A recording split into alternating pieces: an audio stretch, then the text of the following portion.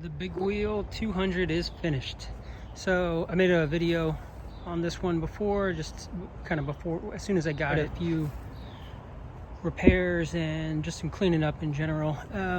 But this is pretty much as good as I'm gonna get it anyway. This is a 1985 Yamaha Big Wheel 200, obviously named as such because of the big wheels. So these are 12-inch tires. These are actually the original tires. They have cracks all over them. A lot of people throw tubes in them once they get to that point, or put some slime in them or something like that. But these still hold air fine. I'm gonna ride them out as long as I can. And they do sell some alternatives, but nothing in the 12-inch width. There's a 22-inch and a 25-inch, but they're the 11-inch width, at least for the back. I think the front is a 9-inch, 8-inch width. Yep. So just a quick rundown. This is the headlight switch here, the headlight and tail light switch. They both work now. They were just the bulbs that were bad in both of them. I did add the kill switch here. Before it was just some wires that you had to basically close the loop to turn it off. So I added this as well, and had to reconnect the throttle cable there. Put some new handlebars on here. The last ones were just kind of chipped up. It does have a new gas tank. That's eBay special.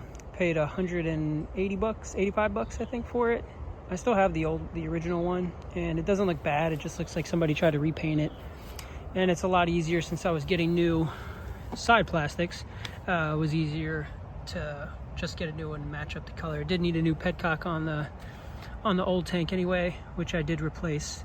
Still have some cleaning up to do on some of the plastics. If you look at the old video, this was chipping paint red and black, and this is some primer left over on there. So I have to clean that up a little bit still, but I might take a little break on it for now. The frame is still very much original. I didn't do much repairs or paint repairs as far as the paint on the frame goes. I do want to clean this up a little bit. This is just from the dripping petcock from the last one, so I do want to clean that up a little bit. One question I have for you guys: how common was this? These are passenger pegs. It clearly looks like somebody welded them on after the fact, but it seems like something that I've seen on online as well. So it seems like a pretty common thing that people were doing back then, is adding some passenger pegs on them. And to be honest, they did a decent job. The welds are a little bit sloppy, but not too bad. It's very sturdy, so that's kind of what counts. And so I'll probably leave that on there and just test them out, make sure they're still safe. Did recover the seat. I think that was like 50 bucks on eBay, 40 bucks, and repainted this this rear rack as well. Clean that up. I was going to replace all of the plastics, and I did not, and I will show you why. These side plastics are new, like I mentioned. Obviously the decals on both the tank and the side plastics have been replaced. Those are brand new as well. And there was some missing nuts and bolts. Also, I did order, I think I found it, the chain guard. So I'm waiting on that. Hopefully that comes in and just doesn't get turned into a canceled order. We'll see. But going back to the plastics. So I ordered the complete kit from DC Plastics. Now, this is the rear fender, which seems pretty good quality. One of the things that you'll notice, and they even mention this on the website, is just that the edges are not as sharp. I guess the process that they use forming the plastics doesn't allow for the sharp edges on some of these contours here. So this is pretty sharp edge. Here it's a little more rounded. Now, the reason I did not use these plastics is, and by the way, if you know of another company that's doing these plastics, please put it down in the comments, because I'm not really happy with these. First of all, this is the front that they gave me, which doesn't look all that bad until you notice that. Again, I'm assuming this is because of the process. I know they have some limitations as far as what they could do, but this just doesn't even look close. I'd have to cut open all of those holes, which is what I did here, which is what I did for the side plastics. So I went through with a Dremel, did a pretty decent job, and drilled those vents open. These were actually closed up. This was just solid plastic. So wasn't going to use that. Figure the factory one is better option as far as that goes. And the other thing was this headlight cover, which does have the cutouts opened up. So they did spend the time to do that, and you can see there's even a little bit of dust in there. You could tell they took the time to cut those open. Not sure why they couldn't do that with the front fender or with the sides, but this is all good until you flip it over and you find out that there's no, and on the website it does say that there's no mounting hardware included. What it doesn't say is that there's no mount points. So instead of having this plastic tab that comes out here, there's another one. I don't know if you can see that, but right there at the top, there's one, and there's the same one on the other side. So there's 3 mount points on this headlight cover, and that's how you mount it. Instead of doing that, what they did was give you zip ties. I honestly don't know how else to feel about it, except I thought that was kind of hilarious, ridiculous, I don't know. But they drilled holes in the sides of these headlight covers, and I guess they expect you to just zip tie it to the forks, to the fork tubes. I'm not doing that. That's a little too crazy. I'd rather just deal with the properly mounted factory one. Might just clean it up a little bit more. I do have the decal, the Yamaha decal for the top, so I'll put that on. Anyway, and I'll probably replace these at some point too, but that's enough complaining for now.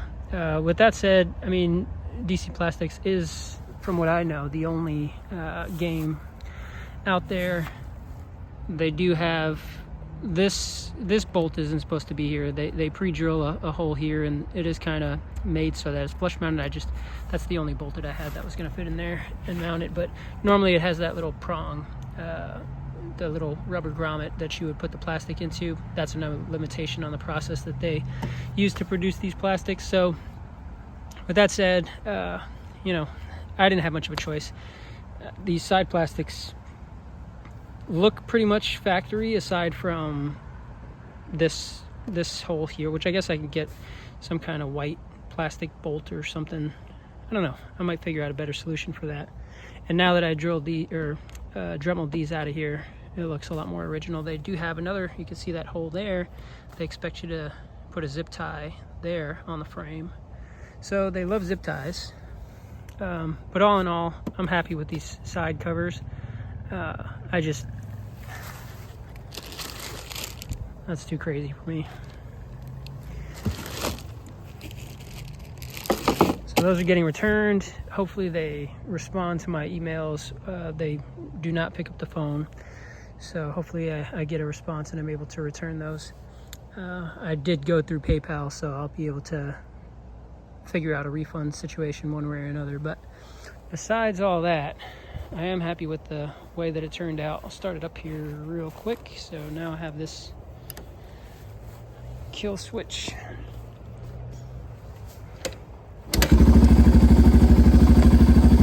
Starts right up, don't even have to give it any throttle. And that's pretty much cold. I just pulled it out of the workshop in there. Headlight works.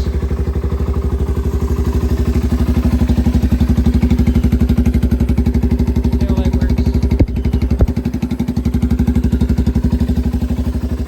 Just brighten up obviously.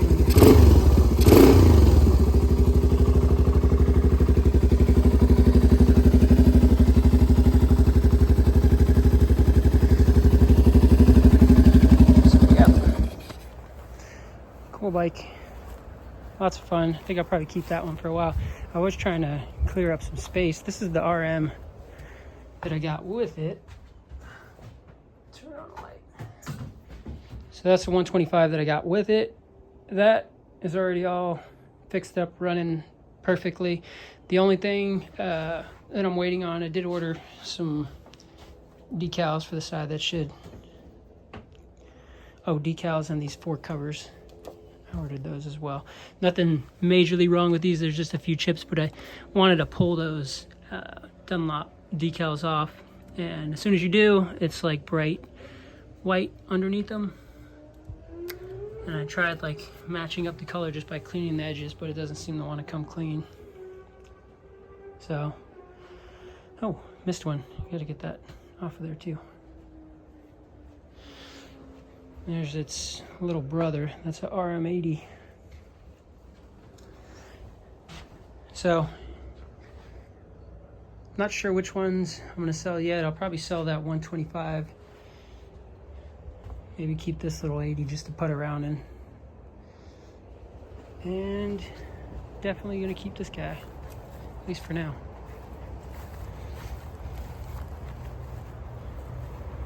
I have an RV. I wonder if I can put this on the back of it, put it on a rack.